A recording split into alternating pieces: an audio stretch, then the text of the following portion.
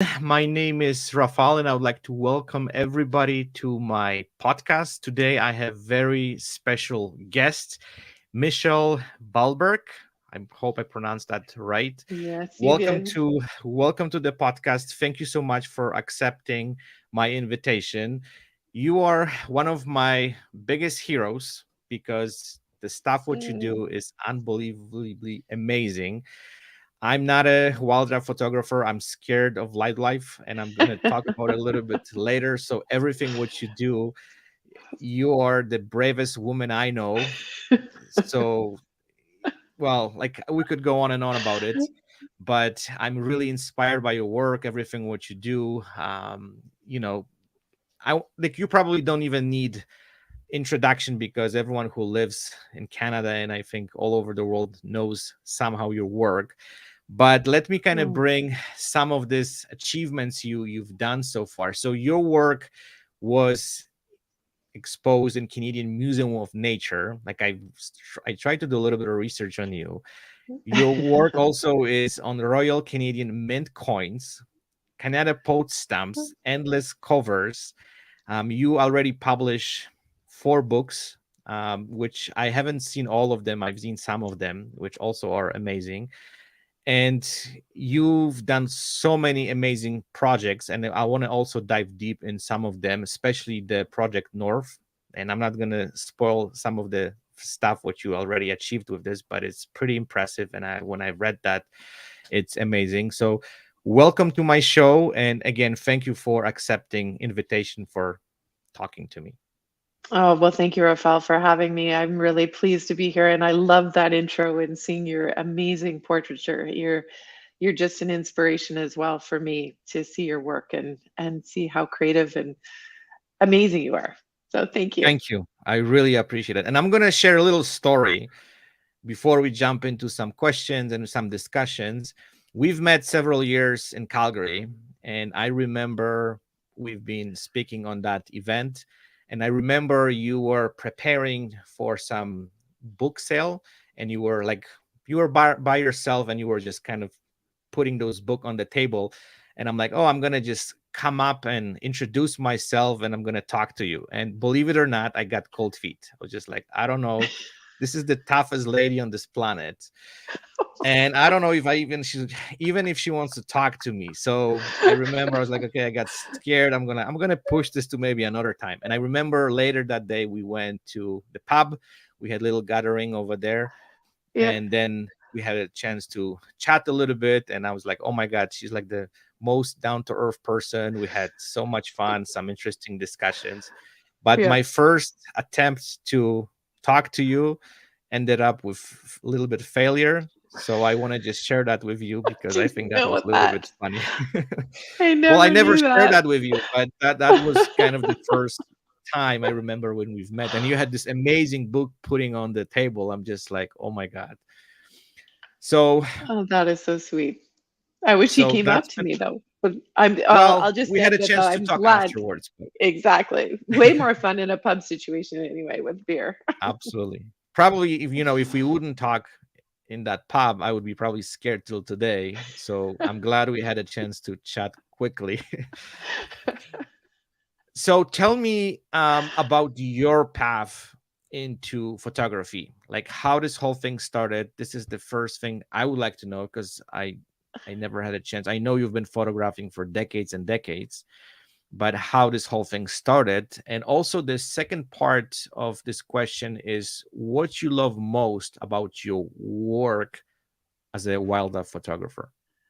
Well, I Because think like we're the luckiest people on the planet to be able to do what we love and to do photography as a full-time profession, right, Rafael? I think that we're absolutely. just so fortunate, and it's all I've ever really done other than work for my father in his office Mhm.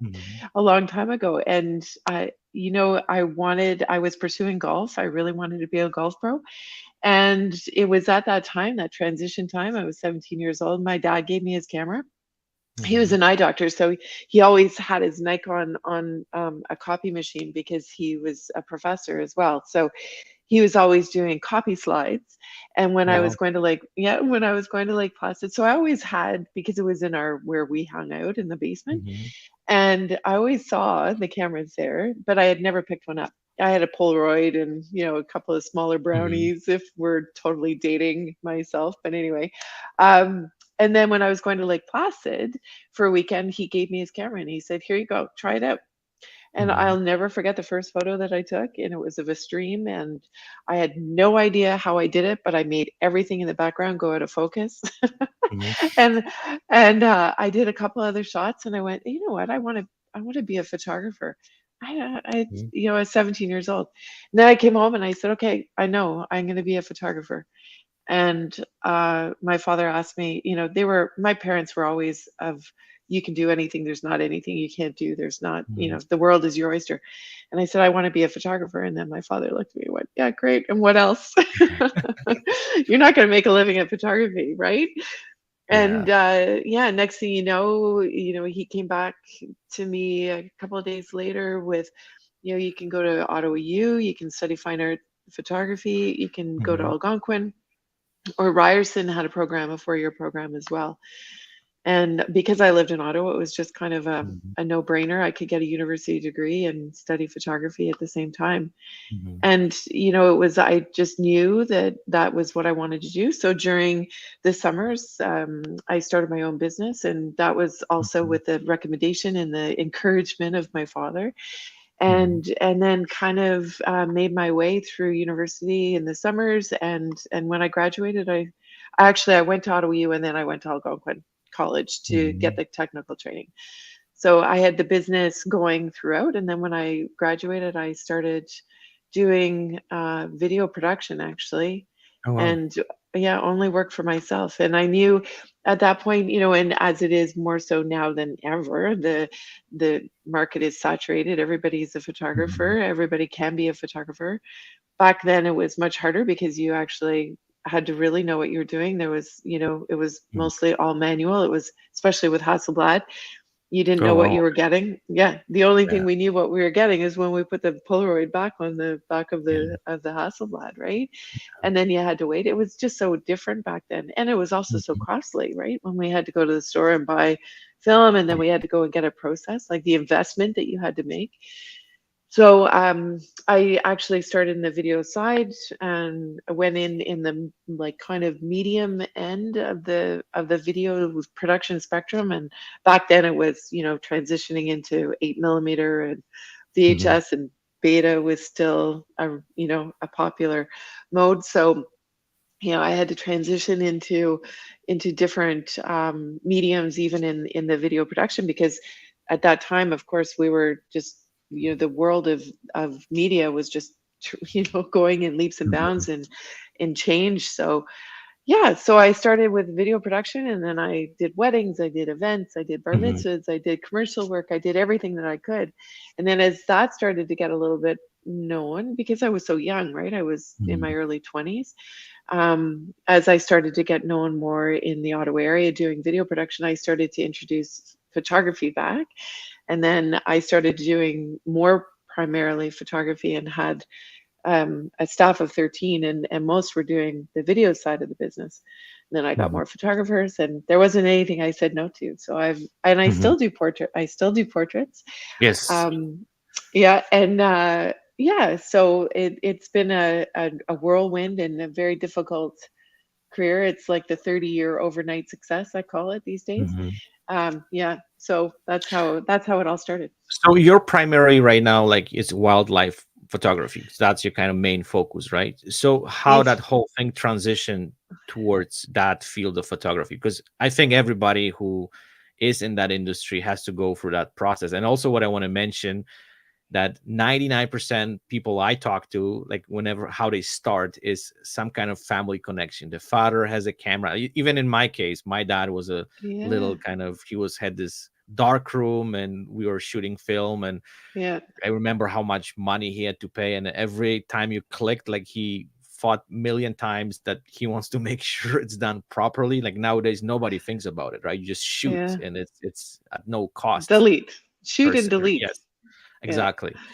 So, so how this whole thing kind of like narrow down into the wildlife photography? Because, like, as you said at the beginning, there was everything, and then you start kind of like going a little bit towards this particular field?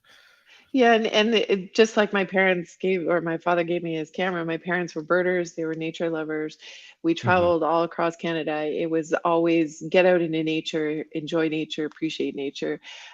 So I always had that in the back pocket. So I would go out for walks, or I would go out with my camera and photograph Hmm. wildlife anytime that I could. But that's not where the money was in photography. So back then, it's not how I was going to make a living, and that's where it comes down to. You do what you love when you can. I always had special projects, but I had to do what I had to do in Hmm. order to make a living at photography and Yes. to build my name, build my brand, what they call it Hmm. now. Back then it was building your name. Now, then it became building the brand. So outside of, my company. And then once I started to build the brand on an individual basis, and I did a book on Canada's Arctic, that's when that going to the Arctic, going up to see my first polar bear up to Pond Inlet on the top of the world was when everything started to transition for Hmm. me outside of just being in the studio, but out in nature on a more full-time basis. And Hmm. it's taken a long time, a lot. When I Yes. graduated, I would have loved to say and how many times have I heard it from students? I want to be a Nat Geo photographer, right? I want to work for Hmm. National Geographic. So that's the elite of the elite of the elite. And Hmm. how you go about making money as a wildlife photographer, nature photographer, is a whole different ballgame. And Yes. I'm transitioning right through the digital era, non-social. Remember when we didn't have social media, and we didn't have the opportunity to be in front of so many people? And it was, I still remember building my first website. I mean, I'm aging myself totally, but when you think back of how hard it was to make it as a photographer, and it was all name based, and it was really dependent on your community, on your city that you lived in, Mhm. to really gain your momentum as a photographer, as a pro photographer, if that's what you were going to do on a full-time basis. So when I went up to the Arctic, and I was able to work, it was the right call, it was the right time, it was the right opportunity. I ended up working for Nunavut Tourism with a company called Adventure Canada, and also Above and Beyond Magazine. So I ended up having, you know, an opportunity to travel to the Arctic for the first time, but also work for these companies that then were able to help me platform into wildlife and nature and Mhm. adventure in a whole different platform. So Mhm. it's always when you think back to all the dots, dot, 'cause you're right, we talk about the dots, and how all those dots add up. When you're making those dots, it doesn't always necessarily make sense why those dots are happening and how Absolutely. they're going to connect. But sooner or later, those dots start to connect, and then you're like, oh, right. No, Oh, that yeah, makes yeah, sense. yeah. Yeah, yeah. Perfect. So that's actually that's going to lead us to the next question, and I'm going to be completely honest with you. I'm terrified of wildlife. When I came to Canada in 2001, whenever I was hearing all these grizzly stories and all this crazy stuff, I was like, okay, you know what? I can go for some hike and stuff, but camping and Yeah. all this, that's kind Hmm. of something which I'm scared. So that's why I really admire what you do, because you're getting really close to nature, you're getting really close to the wildlife, and then you're becoming like a part of it. So my next question is a little bit more, maybe not technical, but I would like to know how you preparing for those trips, because I'm guessing you're not just showing up in the Arctica and you start shooting. There's a lot of preparation, there is a lot of studying prior. Also, my question, like, another thing what I want to ask, like, do you study like animal behavior, or how you can approach them, like how this whole process look like? Because everyone who sees your work, like, you photograph some crazy stuff, like, getting close to the grizzly bears and polar bears. And I've heard some crazy story about polar bears, how smart they are, how clever they are, how they can do all those little kind of things to kind of get the prey. So are you kind of scared going to those places, and how the preparation for you looks like before you go on that kind of adventure?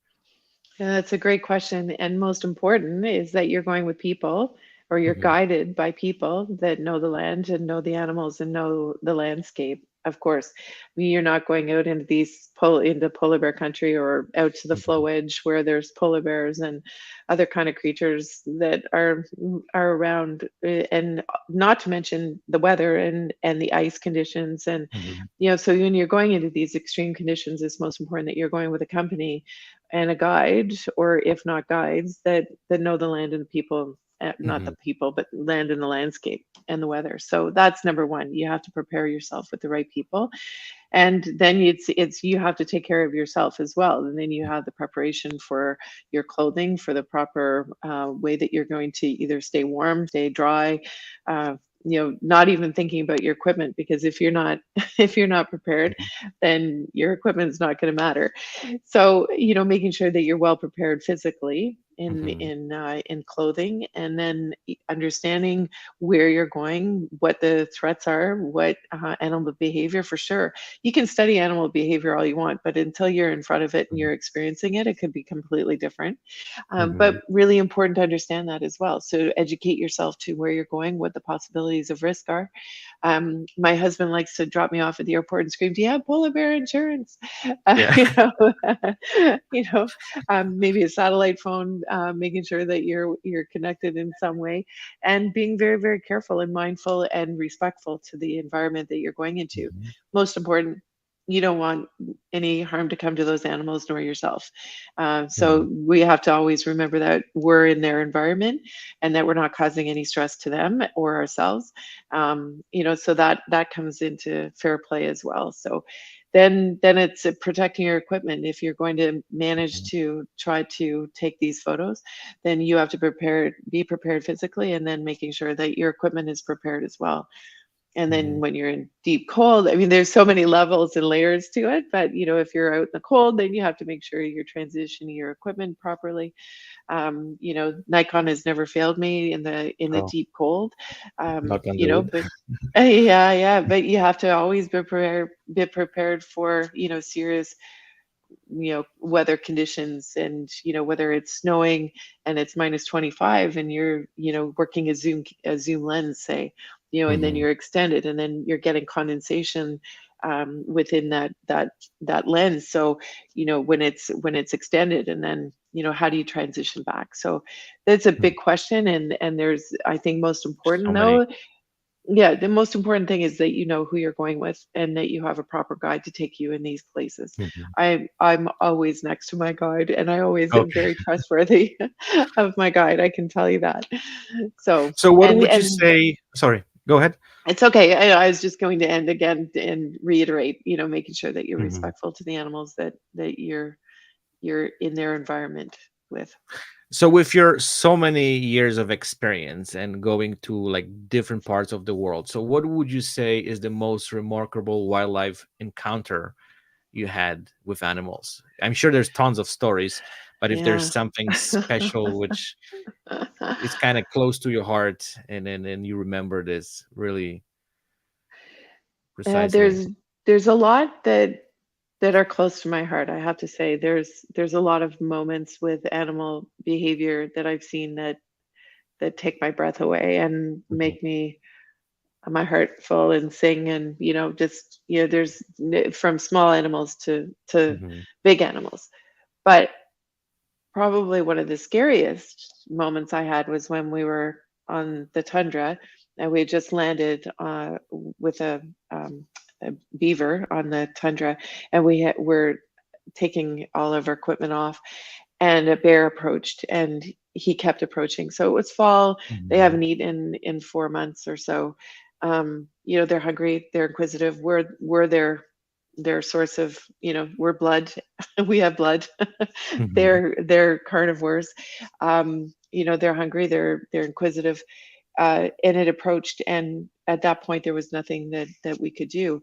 And it got to the point that he was only, maybe 20 feet from my guide, and I was about 10 feet behind my guide. And at that point, you're not, I know this is terrifying, you're a foul, even I can see it in your eyes. Mhm.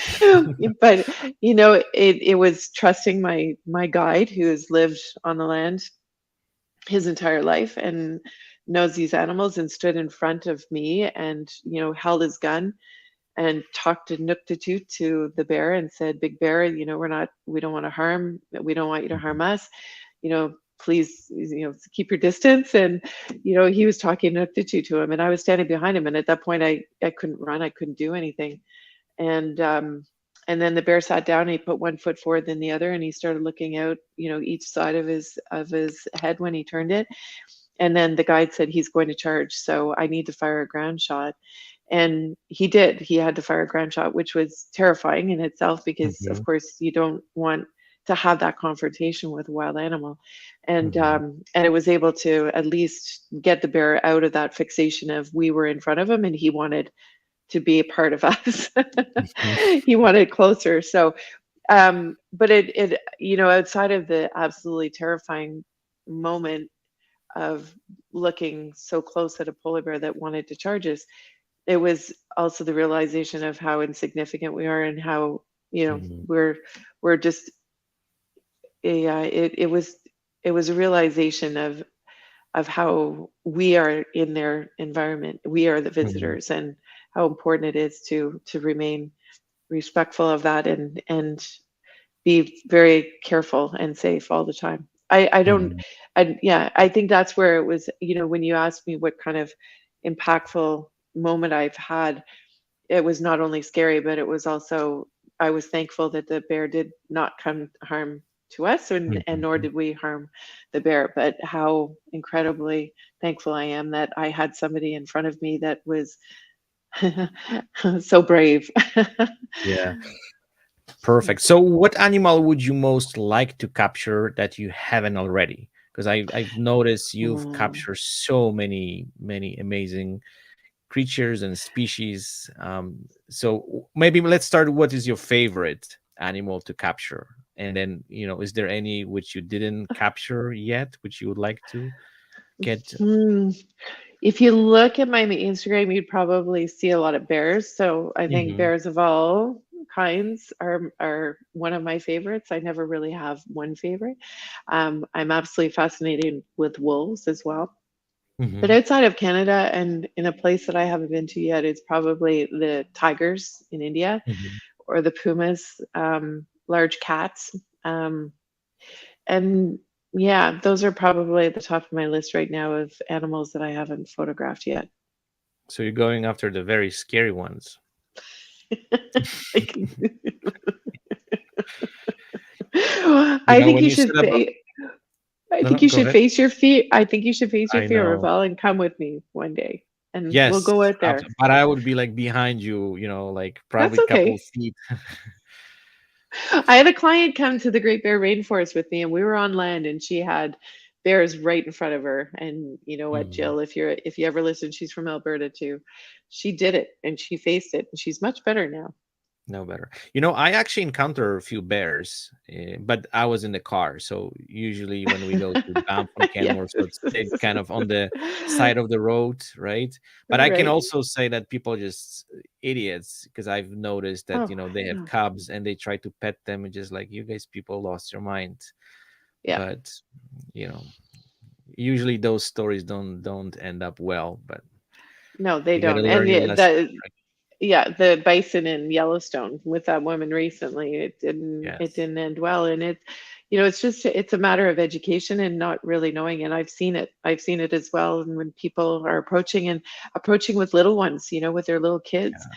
I remember telling Absolutely. somebody in Alberta, they were walking towards a mom and a cub, and they had little babies. And I was like, no, no, no, no, no, no, no, Mhm. no, no, back off, Actually back off. staying away from those as far as you can, because they even more Yeah, dangerous, right? With the cubs, especially. exactly, exactly. But Yeah, yeah, or feeding animals. I mean, it's out of control in a lot of places, unfortunately. absolutely. So let's kind of go a little bit back, and let's talk a little bit about the technical stuff. So how you develop your style, like, and also, have you seen some drastic changes when you started and how you photograph now? Like, could you share, how over the years you develop your own style? And again, I know it's a different story when it comes to the portraiture and all this stuff, because wildlife is completely different game ball. But can you see some of like a different ways you photograph these days than you used to back in the days? Yeah, and as much, when I'm in the studio, it's you're in control. You have makeup, you have hair, Mhm. you have light. Yes. You can tell the client what to do. I mean, you're in complete control. And when you go into the wild, you're out of control completely. You're Mhm. at the mercy Yes. of the light, of the animal behavior, of everything. But when you're photographing people, Rafael, you're photographing them trying to capture their soul, right? Mhm. You're trying to capture their personality, trying to capture them in a way that they've never seen themselves before, a way that they want to see themselves, a way that they're proud to see themselves. You're giving them beauty, and through your imagination, through your style, which is very, you have a clear defined style, the way that Mhm. you do portraiture, which is absolutely fantastic and amazing. With wildlife, it's kind of, it's not that much different. I think I'm looking for more now, from when I started, capturing those personalities and capturing that Mhm. emotion Mhm. versus just capturing an animal to capture it. When you're first photographing something, if you haven't seen it before, and say in particular, the first time, and I'll never forget, I saw a mom loon with a baby on its back close to where we got our cottage. It was the first year. I was just totally taken. So I was, and also I'm in a boat, it's moving. You don't know how long the baby's going to be on the back. Mhm. The light's changing, I'm shooting film, so they're all things. So I was taking a picture, I wasn't creating the Mhm. picture, I was taking the picture. I think now my thought process is more around capturing that personality and that Mhm. moment and that behavior, that in a way that no one has seen before. Mhm. And that, what we're constantly trying to do as photographers is, we're imagine how you've changed, right, your style from the beginning to where you are now.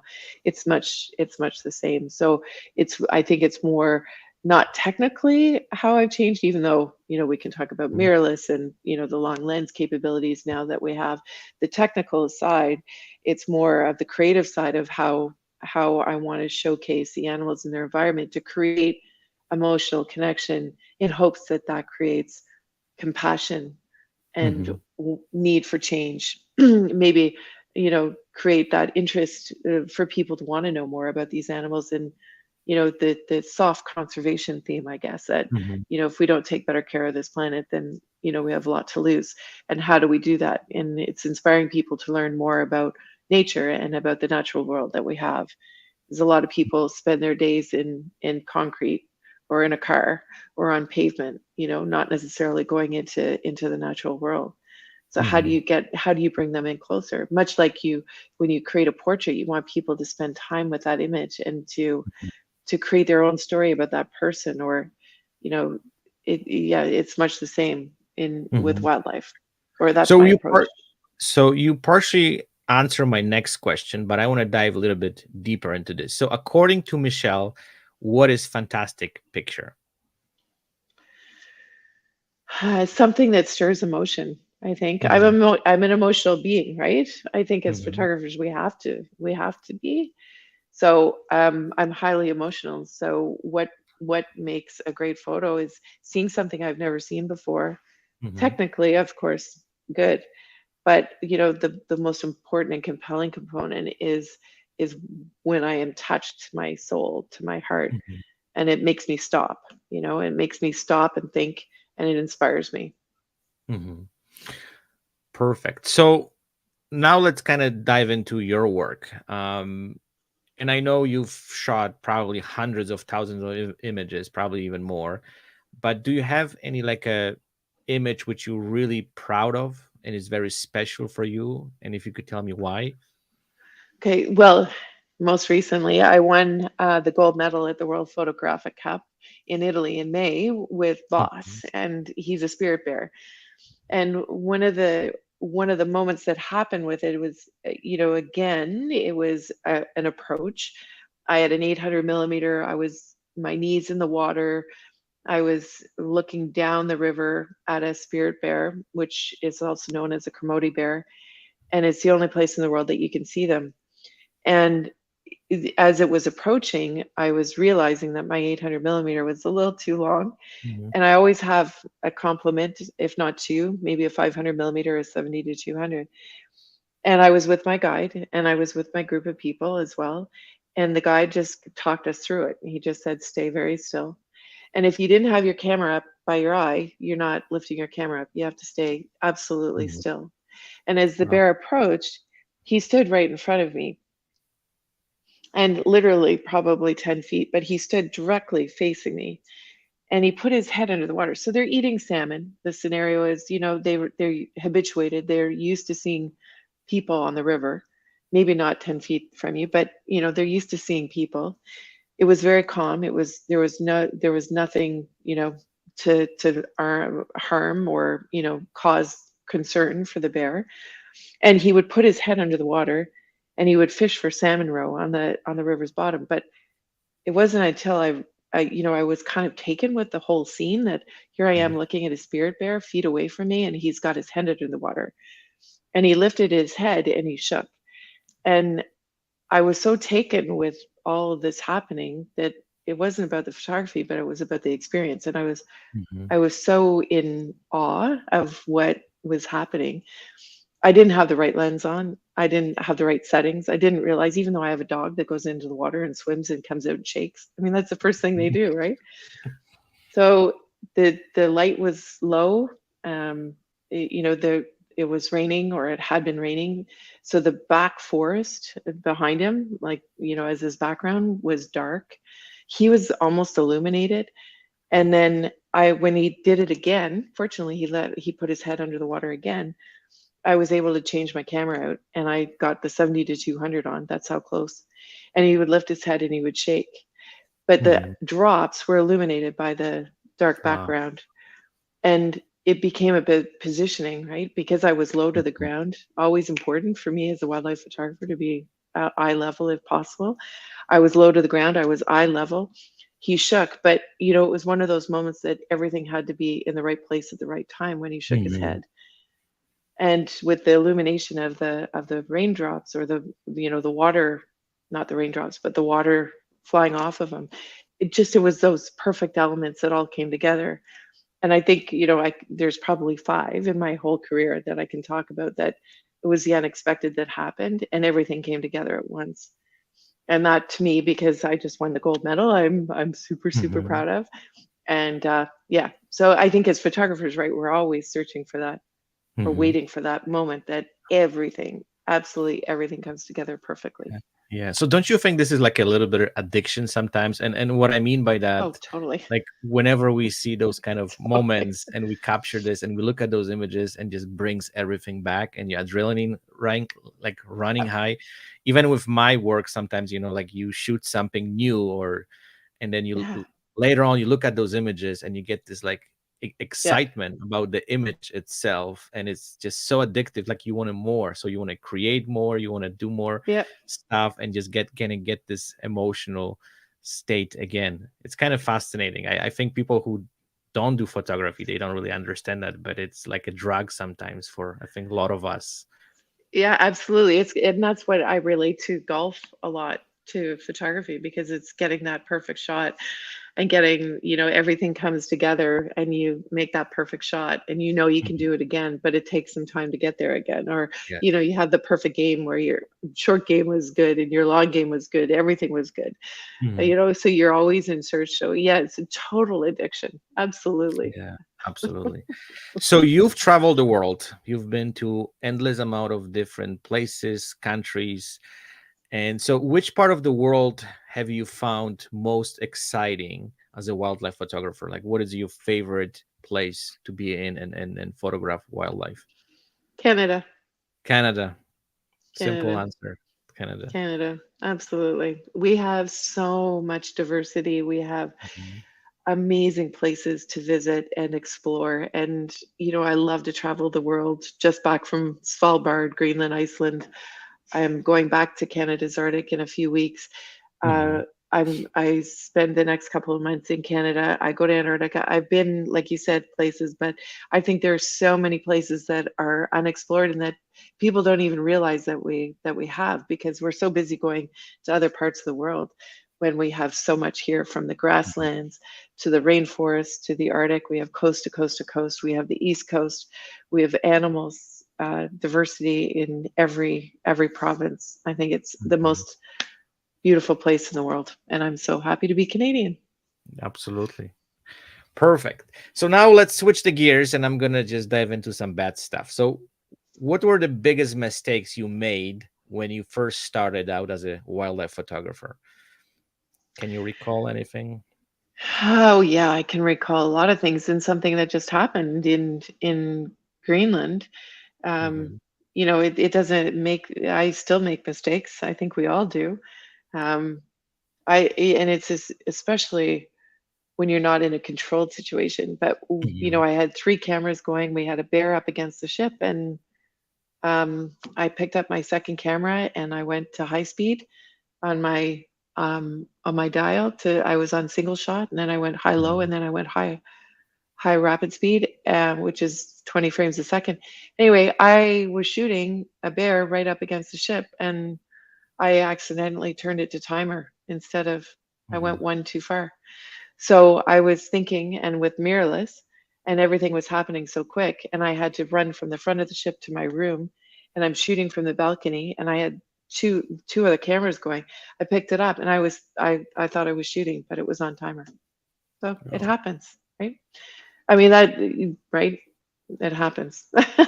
yeah. It's the But first time it's that I've said interesting that. we remember this to the rest of our lives, right? If Right. something goes wrong, then you just like stick to your mind and you just like why, right? But and then Why? And especially then like, I and then think in you're your like, world yeah. when everything is happening so quickly, right? There's no time to think. You have to act and you got to be on it, right?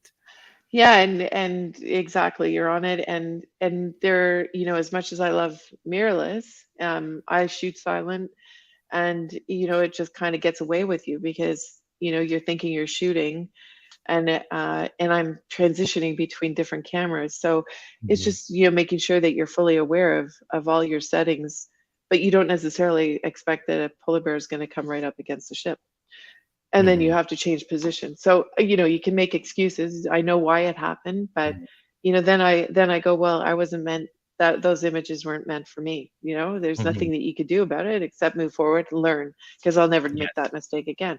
But you also have to understand, no matter how long you've been doing, mistakes happen for Hmm. everybody. Just because you have a great camera doesn't mean that you're going to be a great photographer, and you're not going to make mistakes. So that's the Absolutely. first time I've told anyone that story, because it just Oh, happened. I'm still in the, thank you for oh. sharing. So, who inspires you? Do you have any photographers who inspire you, like you look up to? Is there Yeah, anybody who's really kind of? yeah. There's two. Of course, I go to women photographers in my field, um, but there are also amazing portrait photographers as well. And it's one is Amy Vitale, and the other is Christina Mittermeier. And if you don't follow either one of them, you should.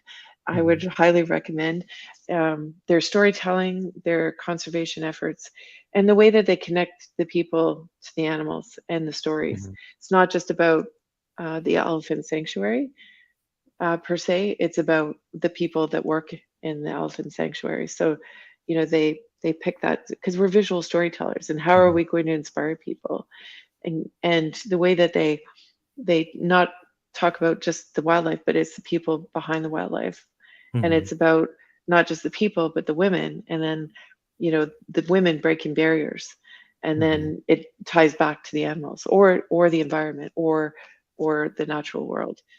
So they're amazing visual storytellers, and they're women photographers that have been doing this a long time. And I absolutely love them as friends, but as Mhm. incredible visual artists. Mhm. There's So many my others, but absolutely. So that's actually leads me to my next question. And how do you think photography can change people's attitude towards like in endangered species and also protect the wildlife? Because I know we're telling the stories, and I think I'm going to expand this a little bit because based on my experience, I think humanity is becoming really disconnected from the nature, and we really don't know what's really going on out there, right? Especially in the wildlife, like we just see movies, we yeah. see images, but we're not really kind of connected on the level I think we should be.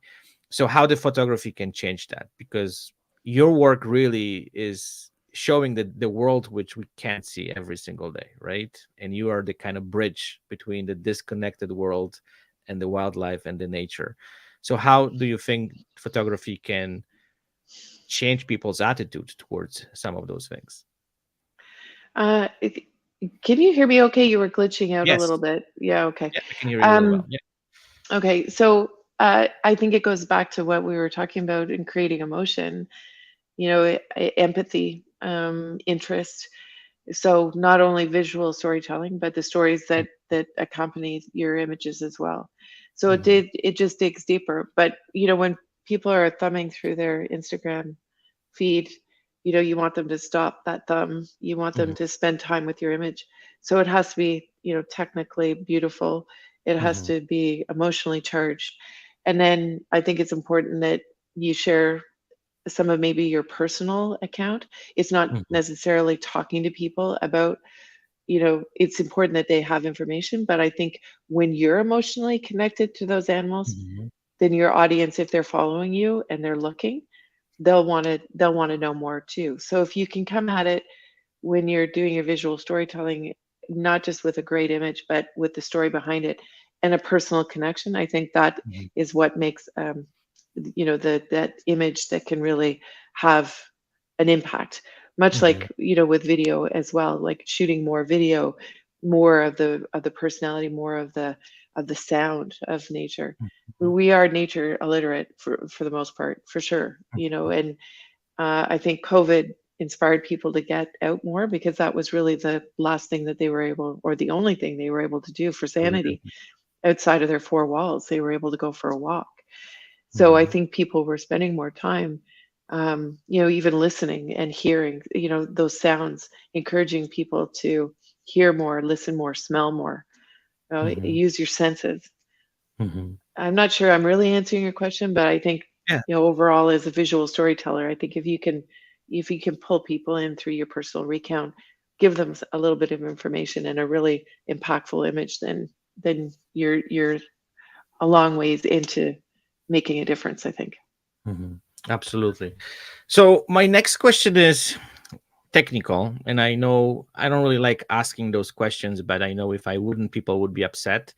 So what is in your kit bag? What kind of camera you're using? What kind of lenses you're using?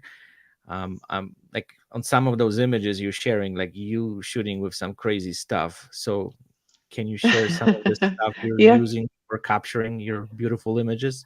Yeah, I'm a long lens junkie, I'll tell you that. Mm-hmm. Right now, presently, I have two Z9s, Z9s. Mm-hmm. I have, if you start from short, I have the 14-24, 24-70. Mm-hmm. Then I have the 70 to 200. I have the 100 to 400, and I have now the 800. So the new 6.3 that everybody is clamoring to get, and they're in short demand. So I'm sorry for anybody listening that hasn't got their 800 millimeter yet, or their Z9, Z9.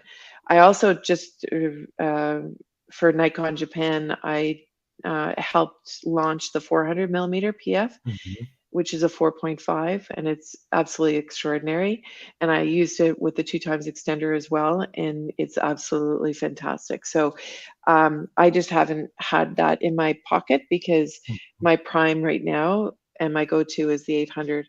I did and was using the 500 PF almost primarily, but the 800 I used to shoot with the 5.6. It's now, PF hand holding 6.3, 800 millimeter. I'll take that any day. And Mm-hmm. sometimes I have way too much lens. Most often I don't, but sometimes it's way too much. But it's a whole different ball game. It's a whole different way of seeing nature and the animals because you have the accessibility. I mean, I can go on my kayak with it. I can walk with it. Mm-hmm. I can be in a zodiac with it. It's offering so much more opportunity now. I also have the 7.2, the Nikon 7.2 as my third body, which I'll use more for landscape and Mm-hmm. for portraits even. But yeah, the Z9, Z9. Sorry, I launched in US, so I trained my brain to say Z, but I know we're in Is that? Canada and it's Z. Um, so the Z9 is my absolute go-to camera. So it's a Mhm, lot to carry around. It's a lot of equipment, but right now mhm, it's fulfilling my needs and making me really, really happy when I go out in the field. mhm. Perfect. So you have a lot of equipment. So you're traveling with all this stuff all the time, or? Yeah. The new Yeah. 800, I use this Think Tank Airporter bag, Mhm, and it's on my website actually under gear. And I can put the 800 millimeter in there. I can put the 800, the 1 to 400, one of the shorter lenses, maybe the 14-24, um, another camera body, the 7.2, all my chargers, my batteries, my mic, my external mic, my extender. I can put that all in that camera bag and get it over top. It mhm, weighs. You don't want anyone picking it up because it weighs a lot. But and then I have a secondary bag that I put my laptop in, and then I have my third camera body in that, and maybe the 70 to 200.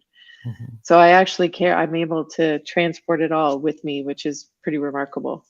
When I traveled with the 800 5.6, I had to put it below, and it was a little That's painful to put that kind of lens down below. absolutely. Well, I travel with equipment sometimes, not to that extent with the stuff which you have, but I always have carry-ons just so I can keep it close to me. Even though Exactly. sometimes I found in Europe especially, they like to dig into those luggages and make sure you don't have nothing on it.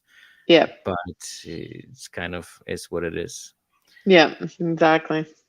So do you have like any favorite lens you use like the most? Because I know you have quite a bit of range of different lenses, but is there any like particular one which you really like? Yeah, the 105 mil, the 1.4 for portraits for sure. That I absolutely is my go-to. I'm sure it's in your pocket as well. But Mhm, right now, as it was the 500, right now it's the 800 mil. It's on my camera all the time. Birds, I because I can handhold it. It's just so yeah. easy and accessible, and it just gets me so close. It just makes all the difference. And then, with the mirrorless being able to be silent, a longer lens when I'm in my kayak, I'm able to stay a distance. It Mhm, causes less disturbance. I spend way more time with the animals than I ever have before because of the silent shutter. There's no sound of clicking. There's no, and the other amazing thing about it is that when you're on silent with the mirrorless, as anyone does wildlife photography with mirrorless, you absorb more of the sound. You feel more a mhm. part of the scene versus you maybe Clicking. clicking the Yeah. scene. Yeah. So before I go to some additional questions I've saw on your website you have amazing portraiture work, and you were photographing indigenous people. And can you tell me that experience, how that worked, like what was the project, and give me some more details about it? Because I was really inspired by some of those images. Oh, Amazing thank work. you. Oh, thank you. Yeah, I think it's whenever I travel anywhere and when I Mhm, go into communities, into the Arctic communities, I'm part of what happened with me in my transformation is that I went up to the north and I realized how little I knew about Canada's Arctic and the people, mhm, not just the wildlife and the landscape, but about the people, about the Inuit. And I'm it's part of my visual storytelling too, as mhm, far as you know bringing down to the south information, imagery of culture, tradition, mhm, and the importance of where these amazing, beautiful people live, and what mhm, introducing in a more intimate way, I guess, mhm. the people from the north to the south because we're so disconnected with Yeah. geographically. Yeah, so no matter if I go to Africa, I'm any place in the world that I might go, I'm enthralled with the people that you find there. So everybody has every place in the world has such characters, and I think Mhm, it's part of my my background of photographing people for so long. It's this need that I can't shake, and it's also continues to be a a challenge. Like you talked about this adrenaline changing your style, not necessarily being in control, but the environmental portraits I absolutely love doing as well, because it's in the moment. It's spontaneous. There's no control about it. Hmm. Perfect. I'm not gonna say I'm literally jealous about those type of projects, as you probably know, I love photograph people, and I think your Yes. work just I just look at it, I'm like, wow, that's just amazing that you are able to, even interact with these people. And the interesting part, as you mentioned, like, we're living in the same country, but we still so far away from each other, and we really don't know, we don't understand, we really not really familiar with those cultures, which I think is amazing that you can capture them and expose them to the world, and that's extremely impressive and amazing. Thanks. Everybody has a story, right? Everybody Yes, has a story. absolutely, Hmm. for sure. So, apart from photography, do you have any other hobbies and interests, or this is like your whole life? Well, because it includes so much travel. I love Hmm. being with my family and being at the lake Hmm. and swimming and boating and being on the water. I think I've always been a water baby. So my extracurricular time outside of photography is really being at the lake with my family, spending time with Hmm. my friends, and enjoying the things that we do, like hiking, walking. I don't play much golf anymore because Hmm. I just don't. I don't have the time. So it's important that, refocusing and just being really connected with everybody that is important in my life, and making sure that when I'm traveling as much as I do, I come back and I take those opportunities, because they're the ones that fuel me. And I Absolutely. and I do want to just say that, and I don't know if you know this, but on June 29th, it was announced that I was a new member of the Order of Canada. I don't know if you know that. Congratulations. No, Thank I didn't know you. that. That's Yeah. amazing.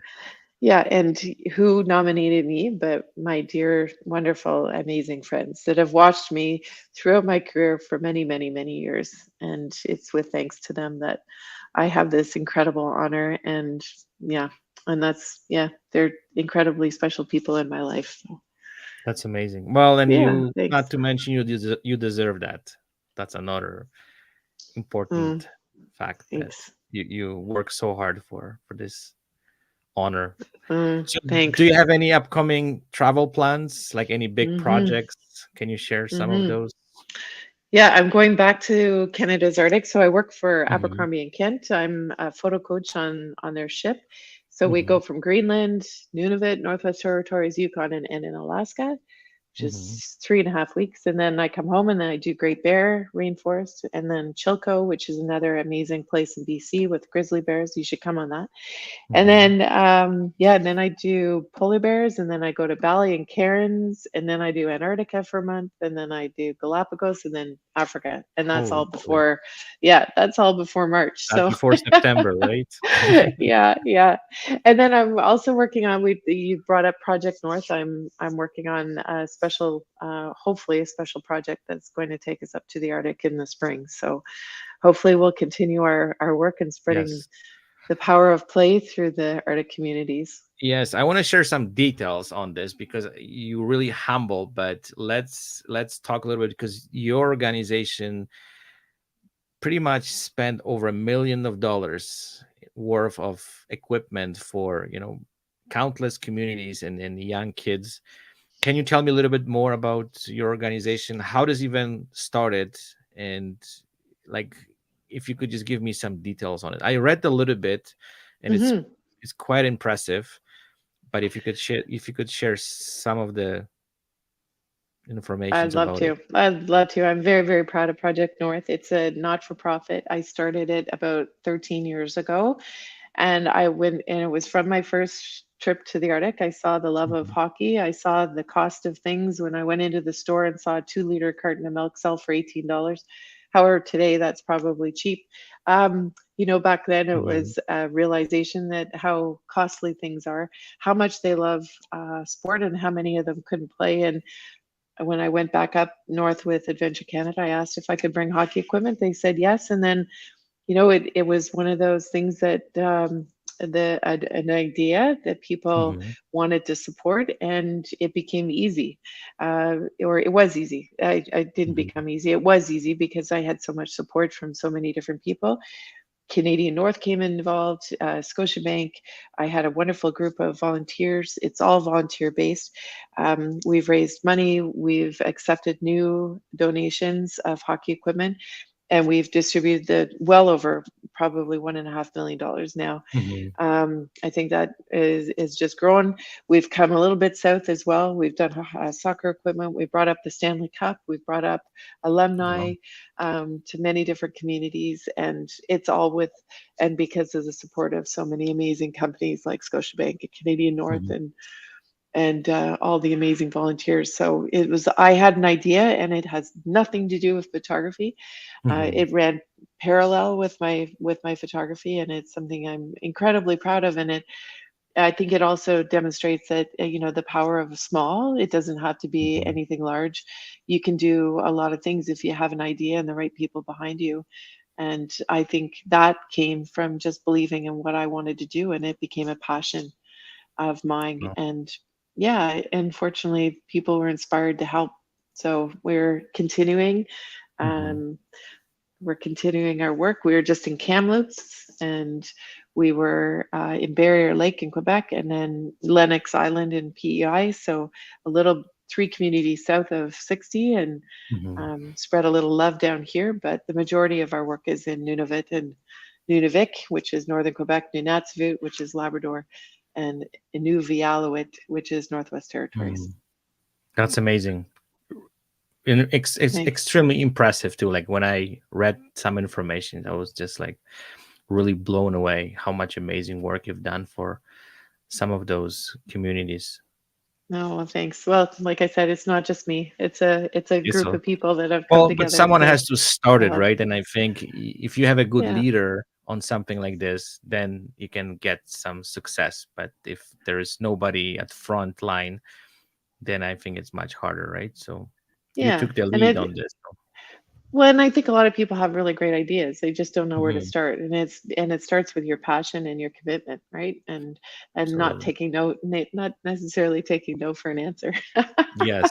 Or not Yes. giving people the Photographers are opportunity known to for say that, no. right? Yes, exactly. We've been hearing no all our lives. Wherever you go and Exactly. ask for Yeah. something, there's the first no. You gotta just Yeah. push every possible. So to you, my last question to you, what advice would you give to young photographers trying to succeed in field of photography? Mm. Shoot, shoot, shoot, shoot, shoot all the time. Hmm. Develop your style. We talked about that. Create a Hmm. style and put yourself out there as much as you can. Back in the Hmm. day when we didn't have that opportunity, websites are one thing, but being and pushing yourself through maybe contests, through Instagram, social channels, Hmm. following the trends, and just not being confident and putting yourself out there. And if you want something, then ask for it. And Hmm. if you want a story or you have a story, pitch it. Go to magazines, pitch it, and be ready to be told no. And that's how I did my books. Every person that said no to me just made me want to do it more. Yeah. It's humbling to be told no. It's humbling to, have those that whatever denial or the negative come your way. But that Hmm. just always pushed me further to make it want to happen. So just Hmm. believing in your work and putting yourself out there and learning as much as you can all the time. It never stops, right? It's Yes. never No. photography. It never I think stops. I We think never what stop is the learning. most scary part is the more we know. I deeply kind of have that experience that I think I there's still way more to learn. So it's not Hmm. even like it's not ending, but you think you've got somewhere. It's like a mountain. You're trying to get to the top of the mountain, but you're never gonna get there. And the higher you get, the harder it is. But still, Yeah. there's a lot of work to do. Absolutely. Yeah. The higher you get, the harder it is. You're absolutely right. Right. And Mhm. expectations and everything else. But just believe in yourself too, believe in your work. And that's hard to do as a visual artist. It's hard to do as Mhm. any artist, and believe. And some people are going to like your work and some people aren't, or they're going to, judge you or whatever. And Yeah, that's a lot of times why people kind of, pull back a little bit. Maybe somebody yeah, said something that's disturbing or wrong, because it gives people the option to say whatever they think they can say, without any regard to people's feelings or whatever. And social comes with its own, but you can also make social whatever it is that you want it to be for you. You don't have to dig absolutely. into those negative things, but it's a great tool to be able to see what and why people react to certain images Mhm. too. I learn from that all the time. I'm sure you do too. You post something and you can't believe that it doesn't have the traction that you think it's going to have, because Mhm. you're maybe emotionally attached to it. But then Yes. you post something that you think is okay, but people go nuts over it. So it's That's the learning. most crazy part, which I don't understand. And I agree 100% with you. You post something and you have this emotional connection, you like the image, you think it's great, and people just like doesn't resonate. But I think also with every image we have different connection with it, right? And especially I Yeah. think in Hmm. your work, and Hmm. this is what drives me absolutely bonkers, when you post some images and there is some negative comments, oh, I don't like this. Like, you have no idea how much work it took to get that Yeah. image, or what kind of experience you had to, or like how much you have to travel to get to the place and then get Yeah. to this moment. And they just look at it and they kind of have this automatic judgment that they don't like something, or you could turn a little bit this way, or this is not the right like, it's just, it's endless, right? Yeah. So I'm trying not even read sometimes. I'm trying to read some of it, but if I see some stupid comment which means absolutely nothing, I just try to ignore it. But I think we also, as a photographers, because we have that connection with images, we take this stuff personally, right? And we need to learn Totally. to have I that totally. thick skin Hmm. to kind of don't take that personally. Yep. And to learn Absolutely. from it too, and accepting of the fact that, as we all do, we might not Mhm. necessarily say it publicly, but sometimes Yeah. things resonate with us differently. You might have a fear of bears, you don't like photos of bears. Or if I did a show, and the woman moderating was terrified of bears, and half my presentation was on bears. So she was just like, it wasn't a really great interview, because she was just absolutely terrified. But Mhm. or she didn't even like looking at them. We all react differently to different things and different connections, and sometimes it hits a chord, sometimes it doesn't, and that's okay. But as a young Yeah. photographer, understanding that, and really paying attention to that is important, and just not choosing what you're going Mhm. to listen to or not. you know Absolutely.